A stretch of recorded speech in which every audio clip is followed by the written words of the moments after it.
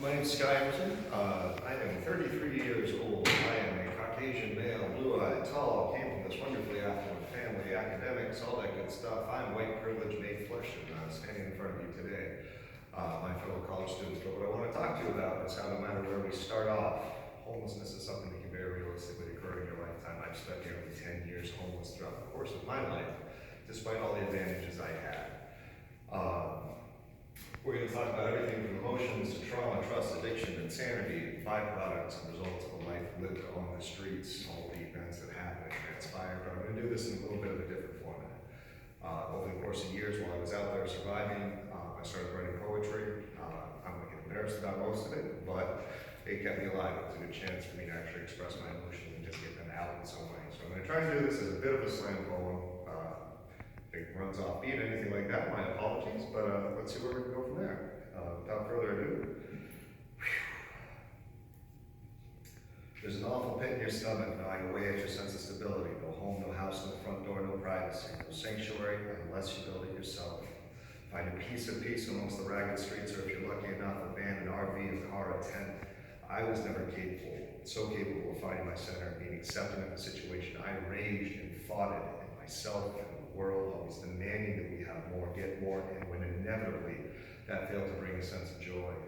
The drugs came in with the same old rhythm: get more, do more, have more, never enough though. When your ever-waking moment is preoccupied with meeting Maslow's basic needs like shelter or food, the critical next sticks, you don't tend to develop into a competent adult.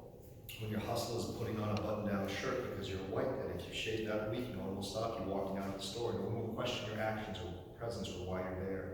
In my groups, we were bonded by the chaos and insanity of a ruthless bastard of an instructor, though I was a very poor student.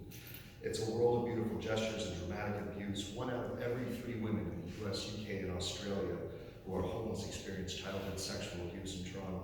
The weight trauma like that leaves on anyone compounded time and time again. When you find yourself handing over your body in exchange for housing, for food, for a couple bucks, for some dope, for the chance to be warm, to strangers, or even worse, to people you once called friends, to touch someone and find yourself not alone just for a moment. Survival sucks. When you've got nothing else, you earn it. I've been there too. Going down on dealers to get that next fix. I sold my body for a bag and said I wasn't turning tricks. Hygiene.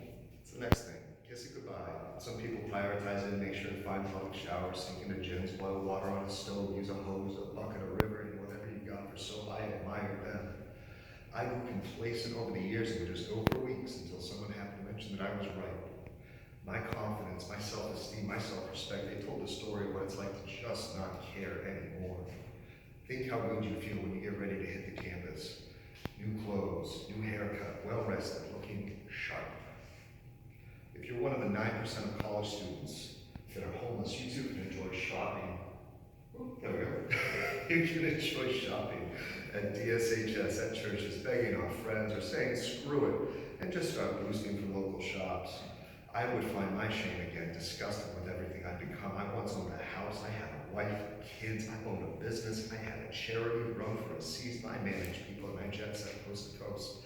I've sat in board meetings and executive sessions in Manhattan, and it doesn't matter, because when you're on the streets, your history means nothing. You're an outsider, you're ostracized and judged as lacking. You may not be, but that's what people's eyes will tell you. When you try and walk into your old supermarket and they follow you through the store, those pretty ladies or gents raising eyebrows, it doesn't make them bad people. This is how society treats its real outcasts. Under it all, there's a sensation of absence, the concept of a single word that has sent me to tears over and over again. Home. Home. It's far more than a place. It's far, far more than 4 walls and a room. It's something seemingly unattainable that you'll crave so badly it hurts.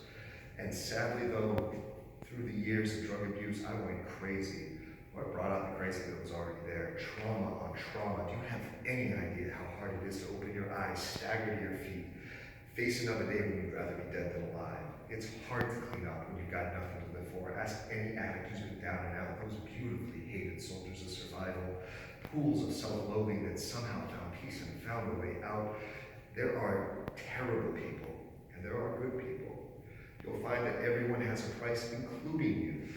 That you don't miss hot food so much as you'll miss dry socks and underwear. That clean clothes are incredible, ones that fit even more so, that the world gossips and you'll become known even if you don't want to be.